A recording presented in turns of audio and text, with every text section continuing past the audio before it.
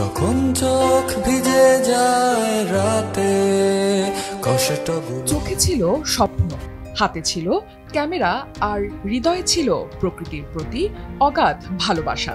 মোহাম্মদ ইশতিয়াক আহমেদ রাফিদ ছিলেন একজন সুখী আলোকচিত্র শিল্পী। ছবি তোলার প্রতি তার টান ছিল অবর্ণনীয়। রঙিন ফুল, খোলা আকাশ, গ্রাম বাংলার প্রকৃতি, এসবই ছিল তার ক্যামেরার গল্প।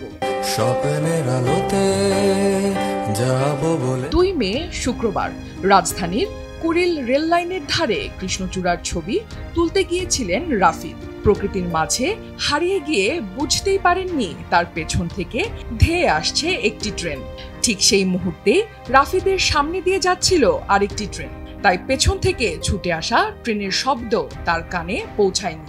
রাফিদ ভেবেছিলেন যে শব্দ শুনছেন সেটি সামনের ট্রেনেরই। বুঝতেই পারেননি আরও একটি ট্রেন কাছে চলে এসেছে মৃত্যুর মতো নিঃশব্দে।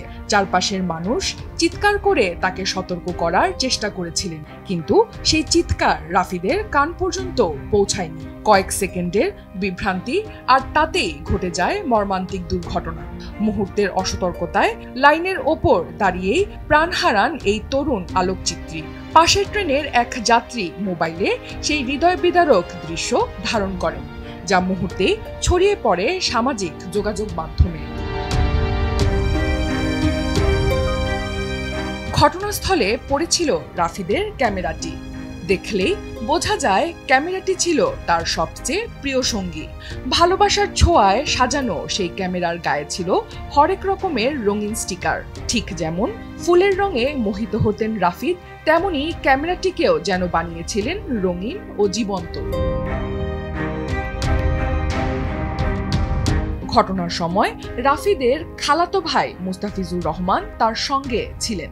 মুস্তাফিজুর জানায়, ভাইয়া আমাকে বলেছিলেন ভিডিও করার সময় ট্রেন আসে কিনা খেয়াল রাখতে। উনি ছবি তোলার সময় ট্রেন চলে এলো। আমি ভাইয়াকে চিৎকার করে বলছিলাম ট্রেন চলে এসেছে, লাইন থেকে সরে আসতে, কিন্তু তিনি শুনতে পাননি। এরপর ট্রেনের নিচে পড়ে যান। ছবি তুলছিল, ছবি তোলার অবস্থায় সে ট্রেনে দুর্ঘটনায় মারা গেছে।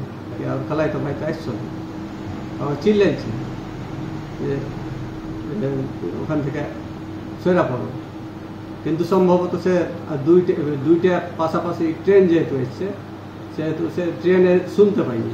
এটাই বাস্তবতা। শুনতে পাইলে হয়তো সেখানে থাকতে পারবে। রাজশাহীর নবাবগঞ্জের ছেলে রাফিদ, সেখানেই কেটেছে তার শৈশব, কৈশোর, school, college. Rafid Shibganj model high school থেকে 2019 সালে এসএসসি পরীক্ষা দিয়ে উত্তীর্ণ হন। পরে নবাবগঞ্জ সরকারি কলেজ থেকে উচ্চ মাধ্যমিক সম্পূর্ণ করেন। এরপর রাজশাহী কলেজে বাংলা বিভাগে স্নাতকের জন্য ভর্তি হন। শেষ পর্যন্ত সেখানেই অধ্যয়নরত ছিলেন রাফিদ। রাফিদের বাবা মোহাম্মদ রেজাউল করিম একজন সরকারি চাকরিজীবী। তিনি শিবগঞ্জ উপজেলা যুব উন্নয়ন অধিদপ্তর অফিসে কর্মরত। চাকরির সুবাদে তারা শিবগঞ্জ পৌর এলাকার দেওয়ান জায়গির এলাকায় ভাড়া থাকতেন। বাবা মায়ের বড় সন্তান ছিলেন রাফিদ। রাফিদের বাবা মোহাম্মদ রেজাউল করিম জানান, শান্ত স্বভাবের ছেলে রাফিদ ছিলেন অত্যন্ত মেধাবী। মায়ের সঙ্গেই ছিল তার সবচেয়ে বেশি ঘনিষ্ঠতা। ছোট বড় সব আবদারি করতেন মায়ের কাছে। ইন্টারমিডিয়েট পরীক্ষায় গোল্ডেন 5 পাওয়ার পর পুরস্কার হিসেবে তার নানা তাকে একটি ক্যামেরা উপহার দেন। আমার ছেলে ছোট থেকে খুব শান্তশিষ্ট ভদ্র ছিল এবং অত্যন্ত মেধাবী ছিল। আইএ পাস করে রাজশাহী চাঁপাইনবাবগঞ্জ সরকারি কলেজ থেকে গোল্ডেন 5। তখন সে জেদ ধরে বসে যে আমি এখন ক্যামেরা কিনে নেব, এবং তার শখ হলো ফটোগ্রাফার হওয়া। তার নানাকে বললাম যে সে যখন খুব জেদ করছে তখন তাকে একটা ক্যামেরা কেনার টাকা দেবে। যাই হোক, ক্যামেরা কেনার পর সে যেখানে সেখানে সার্বক্ষণিক ছবি তোলা নিয়ে ব্যস্ত থাকে। রাফিদের এক আত্মীয় জানান, ছোটবেলা থেকেই ছবি তোলার প্রতি দারুণ আগ্রহ ছিল রাফিদের। যেখানেই যেতেন চারপাশের মুহূর্তগুলো ক্যামেরাবন্দি করতে ব্যস্ত হয়ে পড়তেন। রাজশাহী কলেজের ছাত্র, বাংলা বিভাগের। তিনি আসলে একজন মেধাবী ছাত্র এবং তার মূল পেশাটাই ছিল, পেশা বললে ভুল হবে, কিন্তু মানে শখটাই ছিল যে ছবি তুলবে, মানে ছবি তোলাটাই ওনার, মানে যেখানেই যায় সেখানে ছবি তোলা নিয়ে আসলে ব্যস্ত হয়ে যায়। অনন্য মেধাবী, ছবি তার প্রকৃতি এবং ফুলের প্রতি ছিল তার অন্যরকম ভালোবাসা এবং টান। 2 বছর আগেও সে একটি ক্যামেরা কিনেছিল, এটি তার শখ ছিল। অনেক প্রতিষ্ঠান তাকে দেখেছে যে তাকে যাতে ইনকাম হয় এই কাজগুলো করে, সেই দিকে তাকায়। সে অত্যন্ত সাদা মনের এবং নম্র, ভদ্র, একজন মেধাবী একজন স্টুডেন্ট ছিলেন। সে পড়াশোনার পাশাপাশি তার ফটোগ্রাফের প্রতি তার একটি অন্যরকম নেশা ছিল। রাফিদের মৃত্যু শুধু তার পরিবার নয়, এক তরুণ শিল্পপ্রেমী প্রজন্মের অপূরণীয় ক্ষতি। শনিবার 3 মে সকালে গ্রামের বাড়ি চাঁপাইনবাবগঞ্জের শিবগঞ্জ উপজেলার শ্যামপুর ইউনিয়নের আজগবি এলাকার সদাশিবপুর হাজিপাড়ায় জানাজা শেষে রাফিদকে দাফন করা হয়।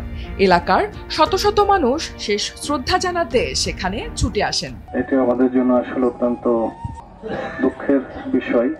খুব মেধাবী একজন শিক্ষার্থী এবং আমি খুব অল্প দেখেছি তাকে। তার ফটোগ্রাফিগুলো আমি আগে থেকেই দেখতাম।